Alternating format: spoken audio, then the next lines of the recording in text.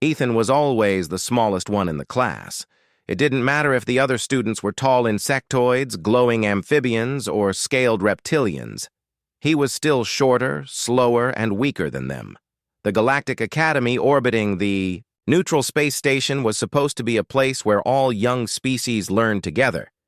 But to Ethan, it felt like a prison where he had been sent just to be reminded every day that he didn't belong. The bullies never missed a chance. "Look, it's the soft skin," a tall, four-armed Velen hissed as Ethan walked past. "Hey, human, how many seconds can you survive in a real fight? Maybe one?" Another alien laughed, its three eyes blinking in sync. Ethan didn't answer. He kept his head down and walked toward his seat. Every insult, every shove in the hallway, every cruel laugh. He had learned to ignore them. His teachers told him to be strong or walk away, but it wasn't that simple. He didn't have the size to fight back, and even if he did, the rules of the academy punished any form of retaliation, no matter the reason. Rumors floated around. Some claimed Ethan's father was a failed space miner who dumped him here. Others said his mother had abandoned him on Earth. Ethan never corrected them. The truth was more complicated and more dangerous than anyone in this academy could guess. During combat simulation classes, the bullies had the most fun. The academy had a training arena where students practiced with low-power stun weapons. In theory, it was to teach teamwork and discipline. In reality, it was just another chance for the others to corner Ethan. That day, the instructor divided the class into two teams. Ethan ended up alone at the back, holding a light stun baton. His teammates rushed forward to engage the enemy, leaving him exposed. He heard a rustle behind him. Too late. 3 alien boys jumped him. A Velen, a slim insectoid, and a hulking reptilian shoved him to the ground. His baton clattered away. "Don't worry, human," the Velen sneered, lowering its baton. "We'll make this quick." Stun blasts hit him again and again, sending sharp jolts through his body. The instructor was on the other side of the arena, yelling at someone else, completely unaware. Ethan clenched his teeth and didn't cry out. Giving them the satisfaction of hearing him yell was the one thing he refused to do. When the simulation ended, he got up slowly, every muscle aching. The bullies walked away laughing. Ethan picked up his baton and placed it back in the rack without a word.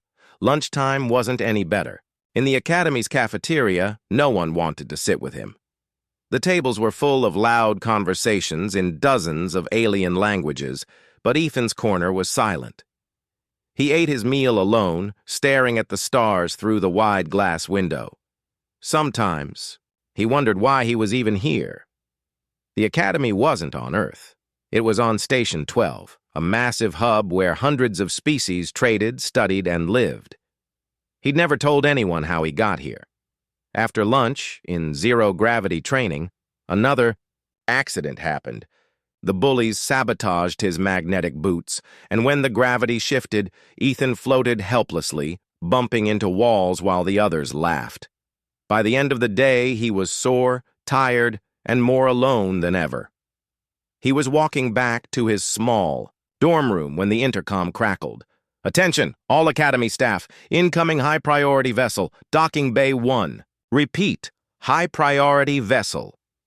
The voice had a strange edge to it.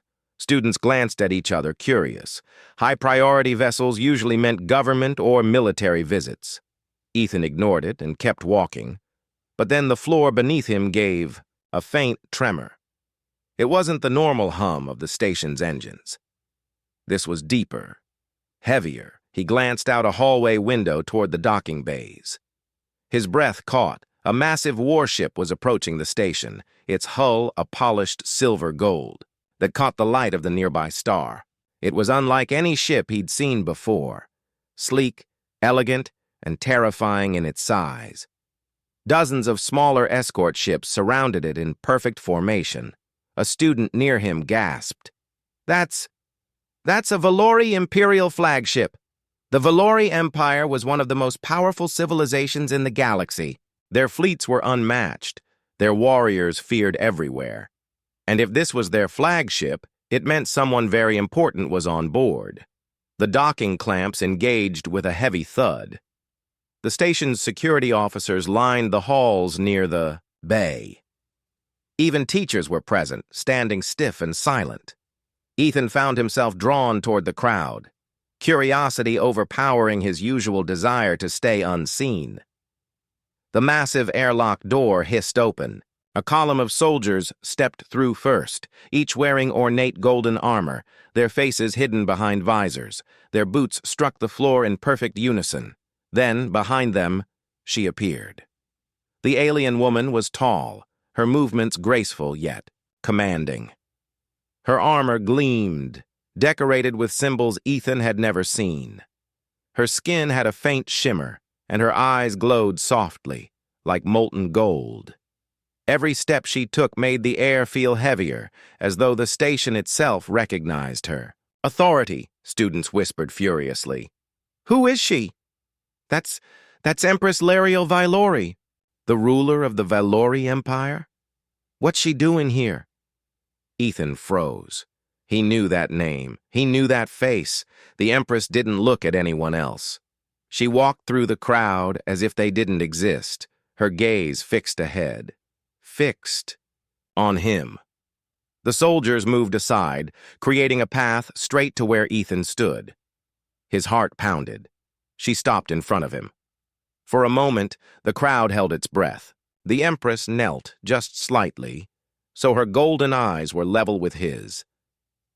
"My son," she said softly, her voice carrying across the silent hall. "I came as soon as I heard."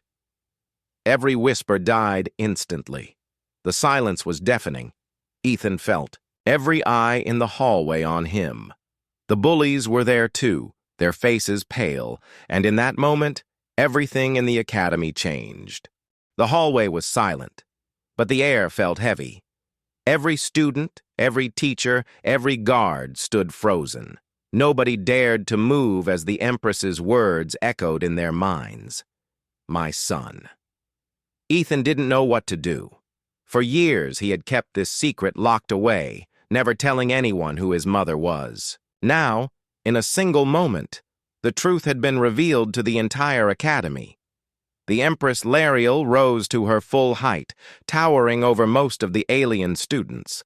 Her golden eyes scanned the crowd, calm yet full of quiet authority. "Where is the headmaster?" she asked. The headmaster, a tall insectoid with polished black chitin, hurried forward and bowed deeply. "Your Highness, this is an honor. Please come to my office." "No," Lariel said firmly, her voice steady. "We will speak here."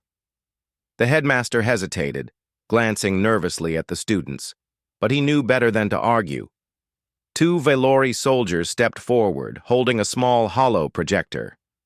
They activated it, and a bright blue light formed in the air. It displayed a recording, grainy at first, but clear enough to recognize. It was from the Academy's internal cameras. Ethan could see himself walking down the hallway during a break between classes. Then, the bullies appeared. 3 boys from different species, surrounding him, shoving him into the wall. They laughed, whispered insults, and struck him hard enough to make him stumble. The footage changed to another day in the combat arena. Ethan was on the ground, surrounded by the same bullies. Stun blasts hit him over and over while the instructor was looking away. There was no sound, but everyone in the hallway could feel the cruelty in each frame.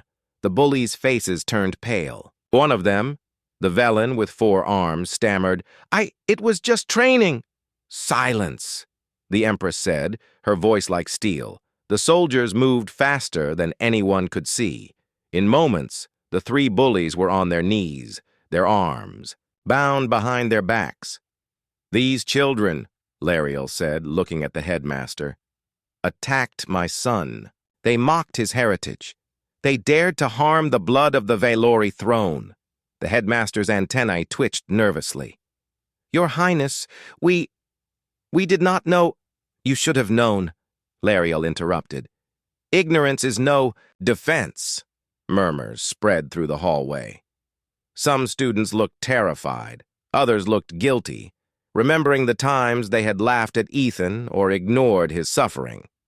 Lariel turned to Ethan. "Come," she said softly. "Walk with me." He hesitated, glancing around. Part of him wanted to run and hide. Part of him wanted to stay and watch the bullies get punished. But in the end, he stepped forward and followed her. The soldiers closed in behind them, forming a protective wall as they moved through the academy halls. Every student they passed stepped aside immediately. No one dared to speak. They reached the main assembly hall, a large open space with high ceilings and massive windows showing the stars outside. The Empress stopped in the center and with a small hand gesture ordered the soldiers to bring the bullies forward.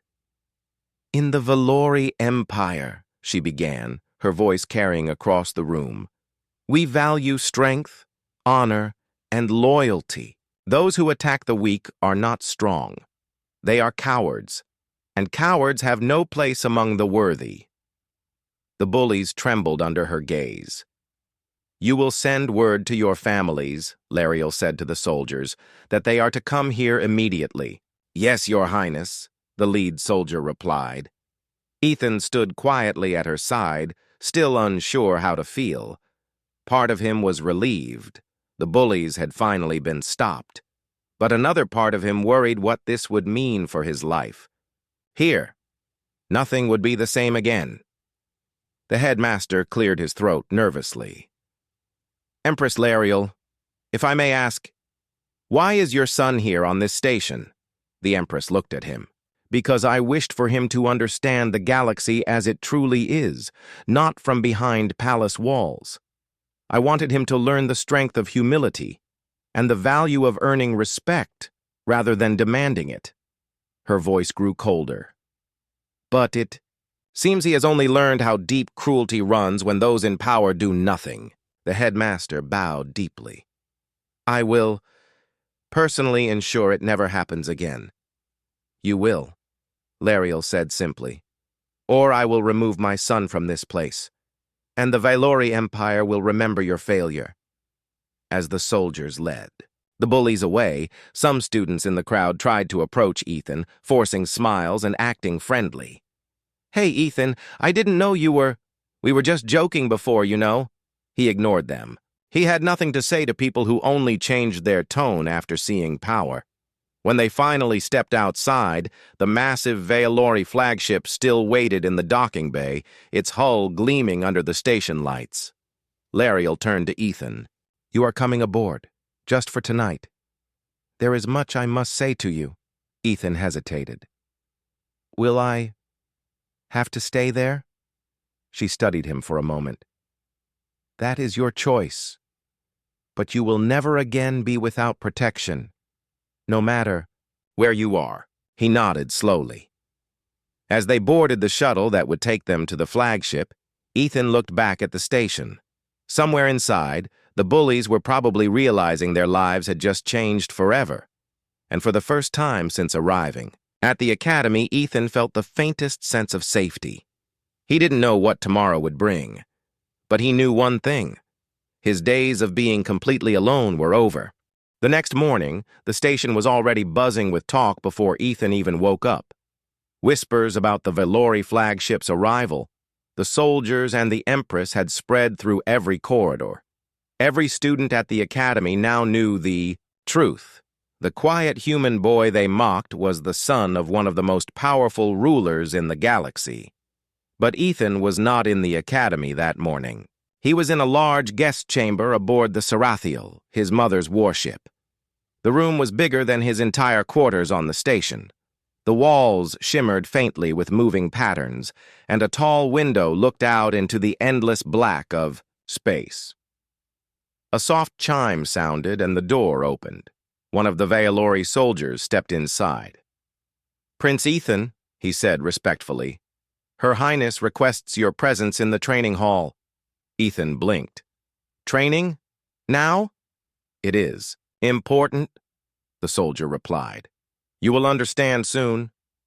Still half unsure, Ethan followed him through the ship's corridors.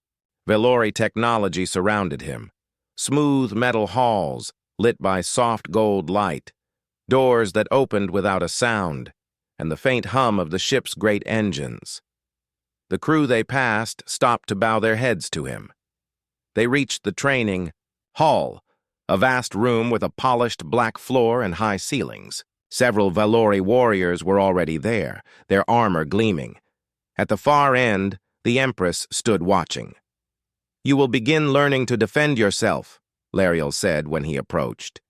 "Yesterday showed me that this station is not as safe as it claims. You will not rely on others to protect you." Ethan hesitated.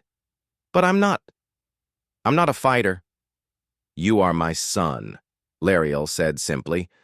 "And in our family, even those who choose peace know how to survive war." One of the warriors stepped forward.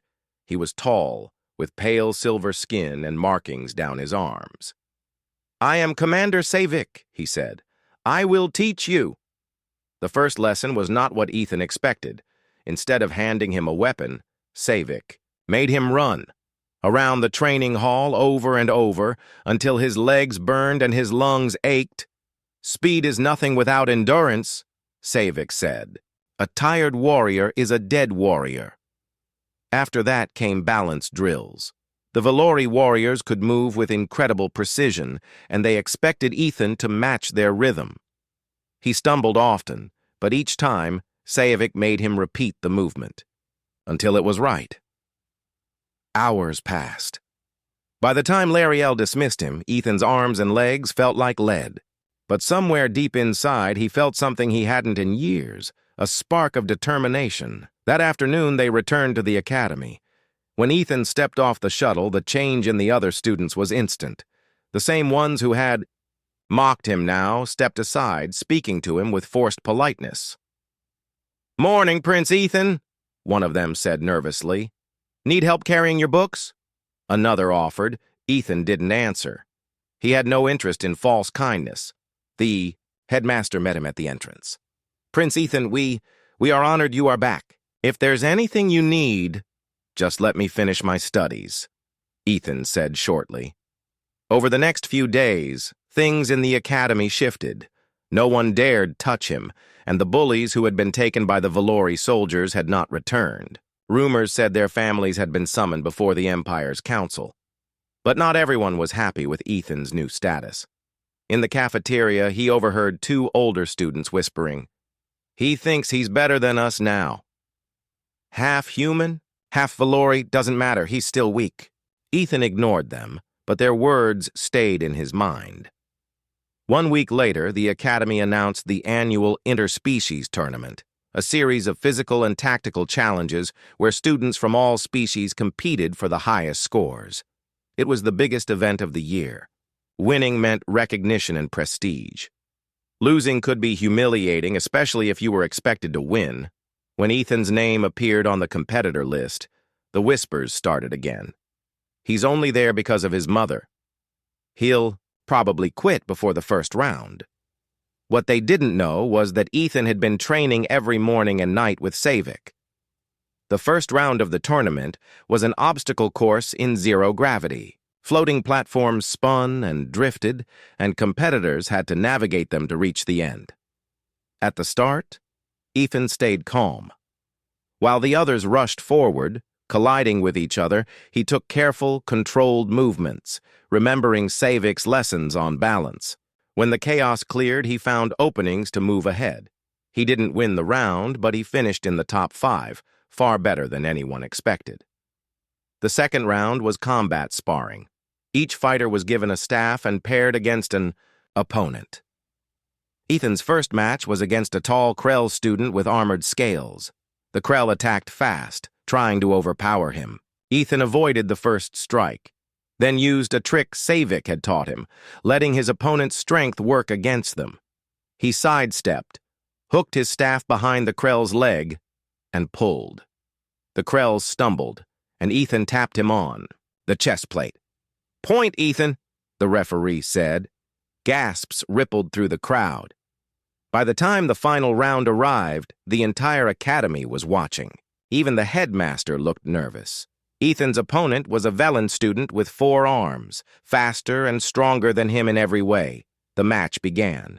The Velen attacked with 2 blades, using the other 2 arms for defense. Ethan barely blocked. The first flurry, backing away. He remembered Lariel's words. "You are my son. You will not give up." Instead of trying to match the Velen's speed, Ethan focused on reading his movements. He noticed the Velen's lower right arm always dropped slightly before a left strike. On the next exchange, Ethan baited the move, then countered, slipping past his guard and striking the target pad on the Velen's chest. "Point, Ethan!" The big crowd erupted. He didn't win the tournament overall, but his performance stunned everyone. He had gone further than anyone thought possible. That evening, as he left the arena, Lariel was waiting for him. "You fought well," she said. "I didn't win," Ethan replied. "Winning is not always the goal," she said. "Earning respect is?" And looking around at the students who now stared at him, not with mockery, but with a mix of caution and admiration, Ethan realized she was right. The days after the tournament were strangely quiet for Ethan. No one shoved him in the halls. No one whispered insults loudly enough for him to hear. Even the older students who once looked at him with mocking smiles now kept their distance. But silence didn't mean peace. He could feel it in the way some students watched him. Not with fear, but with something colder. Resentment, whispers still moved through the academy's corridors, only now they were softer, harder to catch. He didn't earn anything, it's just his mother's name. If she wasn't an empress, he'd still be on the floor getting kicked. One day he'll slip, and then we'll see the real him. One afternoon after a strategy class, Ethan stayed behind to finish a simulation. When he finally left, the halls were nearly empty. As he turned a corner, 3 students stepped out from the shadows. He recognized them, older competitors from the tournament, all of whom had been eliminated before the finals. "Prince," one of them said, voice dripping with sarcasm, "we were wondering if you'd like to join us for a special exercise." "I've got other things to do," Ethan replied, trying to walk past. Another one blocked his path. "This isn't optional. The academy's got an off-station field drill tomorrow. You're on our team." Field drills were rare, missions outside the station where students were tested on survival, teamwork, and problem-solving. Normally, teams were balanced by skill, but it wasn't unheard of for instructors to make last-minute changes. "Why? Me?" Ethan asked. The tallest of the 3 smirked. "Let's just say, we want to see how the prince does without mommy's soldiers watching." The next day, all participating students gathered in the docking bay. The instructor, a sharp-eyed, reptilian woman, explained the rules. Teams would be dropped on a small, uninhabited moon. They had to navigate to a signal beacon, retrieve a data core, and return to the pickup point. "There will be environmental hazards," the instructor warned. "Low gravity, unstable terrain, and possibly aggressive wildlife. Use your training. Protect your team." As teams boarded their shuttles, Ethan realized the 3 students from yesterday weren't the only ones on his team. 2 younger cadets were also assigned to them. They looked nervous. The shuttle landed on the moon with a soft thud. The air outside was thin but breathable. Jagged black rock stretched in every direction, and a faint silver glow from the nearby planet lit the surface. "The beacon's 5 kilometers that way," the tallest student said, pointing across a field of sharp ridges.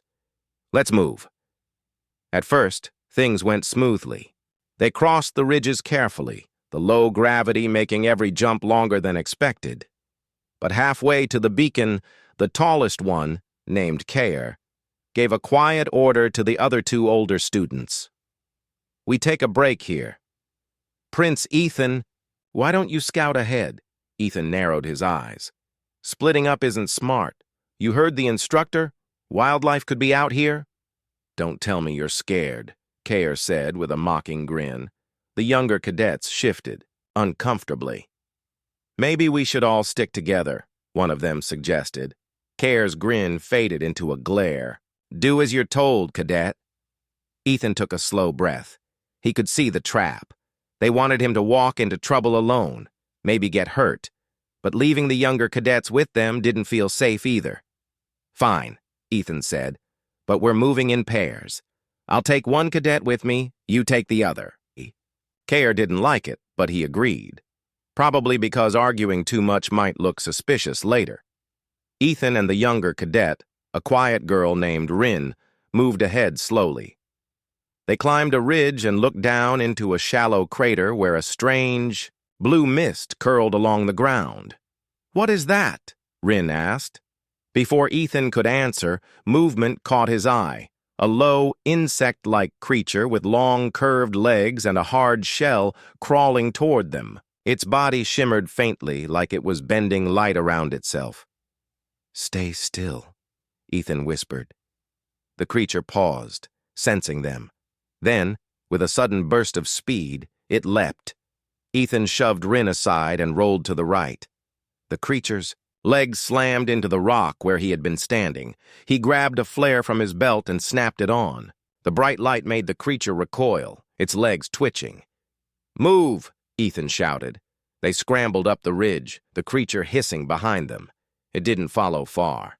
The flare's light seemed to keep it at bay when they regrouped. With the rest of the team, Kare looked annoyed to see them unharmed. "Find anything interesting?" he asked. "A camouflaged predator," Ethan said. "We need to avoid the crater ahead." "Or maybe we should go right through it," Kare said with a smirk. "That's suicide," Ethan replied flatly. "It's the fastest route," Kare argued. "And we're running out of time." The younger cadets looked uneasy. Rin glanced at Ethan. "I'll follow your lead," she said quietly. Ethan made the call. "We take the long way. The beacon's not going anywhere, and the instructors—" "Didn't say this was a race." Kare glared at him but didn't push further. The long route was slower but safer, until they reached a narrow ledge over a deep ravine. The rock crumbled under their boots, and one of the younger cadets slipped. "Grab my hand!" Ethan shouted, lunging forward. He caught the boy's wrist just before he fell, pulling him back onto solid ground. The moment made something shift among the group. Even Kare seemed to realize that, for all his dislike of Ethan, the prince wasn't going to let anyone die on his watch. When they finally reached the beacon, they found the data core half buried in a crack. Ethan worked with Rin to extract it carefully, avoiding further damage. The trip back was faster. They avoided the predator's crater and reached the pickup point with time to spare. The shuttle doors closed behind them, and the instructor looked over the team. "No injuries. Mission complete. Good work." But as they flew back to the station, Ethan noticed Kare watching him with a strange expression, less mocking, more calculating. Back at the academy, word of the field drill spread quickly. Some students had struggled, others had failed entirely. Ethan's team had completed their mission without losing a single member. For the first time, even those who disliked him had to admit, the human prince could lead. Still, Ethan knew this wasn't the end.